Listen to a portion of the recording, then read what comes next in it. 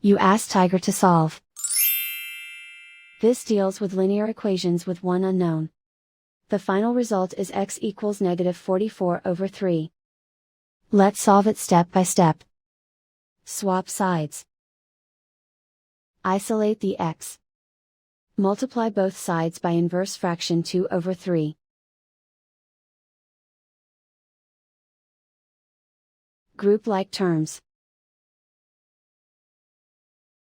Multiply the coefficients. Simplify the fraction. Multiply the fractions. Simplify the arithmetic. And so the final result is x equals -44/3.